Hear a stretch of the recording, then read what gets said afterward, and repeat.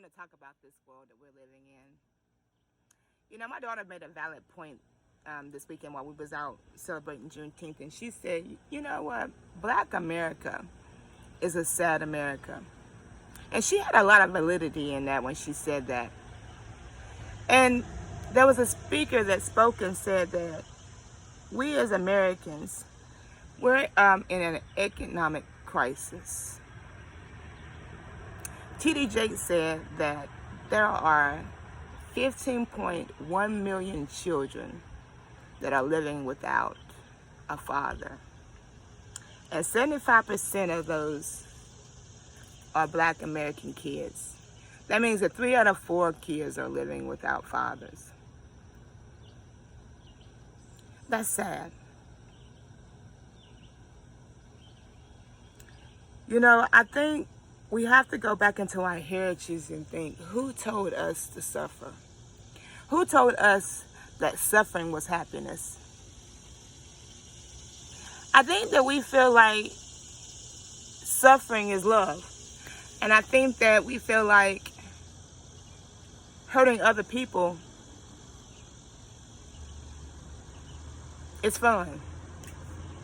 We use sarcasm to bring somebody down to our level because we don't understand how to communicate or how to communicate with other people. So we use sarcasm to kind of decline somebody else's inclination. We use love in an abusive form so that it feels good internally.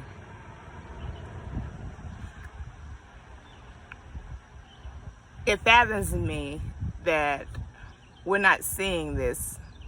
We're not seeing that we're not pushing,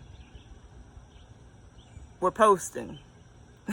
We're not putting any actions to kind of drive us to another level. We're just thriving to get somebody to follow us. I'm curious to know exactly, are we not looking in the mirror to see exactly what we're doing? Why are we seeing people that are trying to push through and not saying, I need to do that too for my own children? Yet, we kind of go out and do a lot of the judgmental things of, why somebody shouldn't wear this particular clothing or why somebody shouldn't wear this particular hairstyle, and saying, you know what, I need to worry about my own household and my own things in life. It used to be a statement of it should be easy to do right.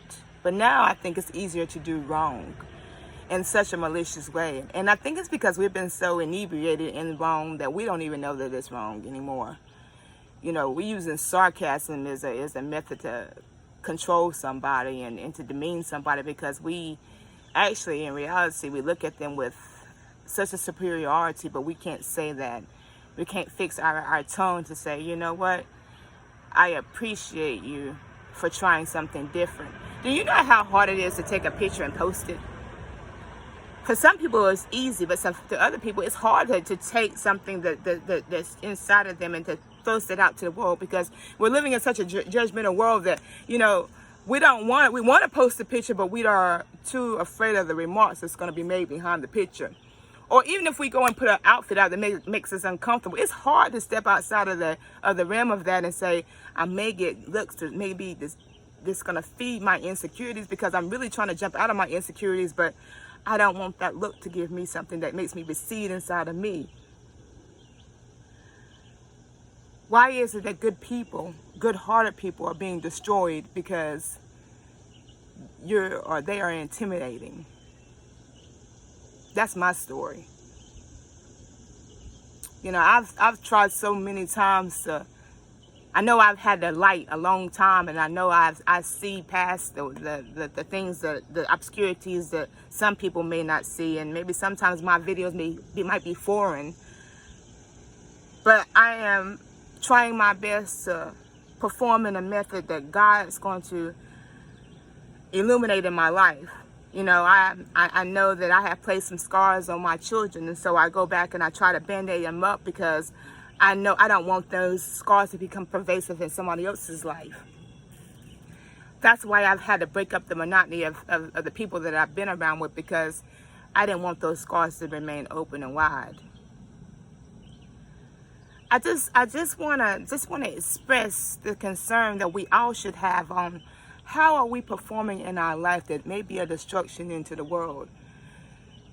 You know, it's hard every day to wake up and do right. I get it.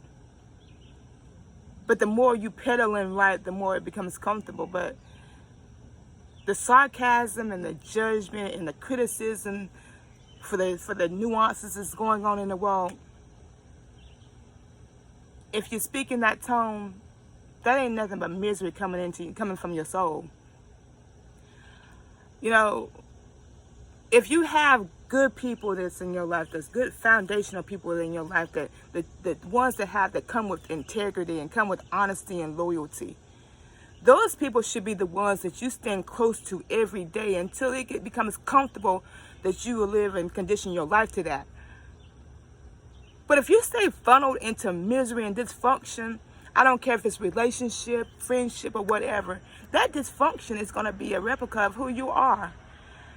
It's in it, and what we don't realize is that's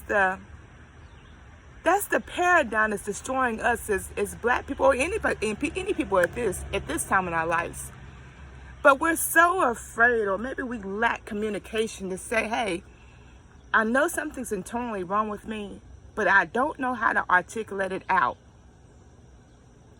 It shouldn't be that hard, but I know it is hard, because it's hard to become transparent in this crypted up world that we're living in.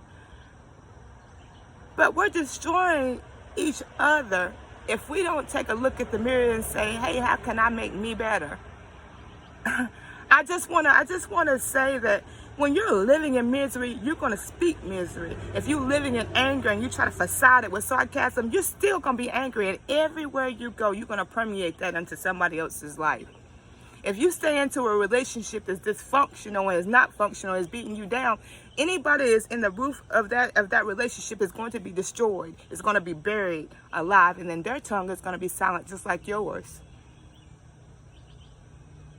Why are we remaining in places that's making us worse instead of moving and transferring ourselves to something that's making us better?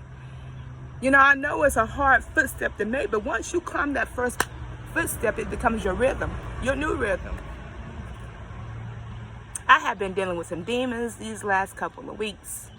People that I consider to be my family and my loved ones, they have been attacking me because I'm doing right. But I can't let it stop me, because I have people under my roof and under my covering that I've got to also protect too as well. T.D. Jakes made a remark yesterday. He said, even if I don't have kids, I'm still a father. Even if I don't have kids, I'm going to be still a mother. That means I got to model right. And I can't sit here and go hand clap wrong and consider myself doing right. And you can't either. If you're one of the ones that are hand clapping wrong and you know they're doing right, you're just as wrong as they are. You know, I'm not going to sit here and act like I'm the happiest person in the world, because I'm not right now. And it's not because of the things that I'm doing. It's because of the things that I'm seeing. We keep procreating slavery and suffering and misery and malice, instead of figuring out a way to receive some type of joy inside of us that we can multiply into somebody else's household or somebody else's life. You know, I enjoy when I can smile and my smile multiplies. And I'm not saying smile, I'm not using smile as a method of sarcasm. I'm using smile as a genuine smile of, hey, how you doing? You look beautiful today. But all that sarcasm and judging that we're portraying out, it's nothing but the misery and the malice and the dysfunction and the insecurities that we have inside of our house. And we wonder why the world is like it is right now, and scary and confused and at a loss. Because we have no unity. We have no unity. We have no love. We have no truth. And we're running from the mirrors within ourselves. I think today is the day we need to stop lying. Have a wonderful day.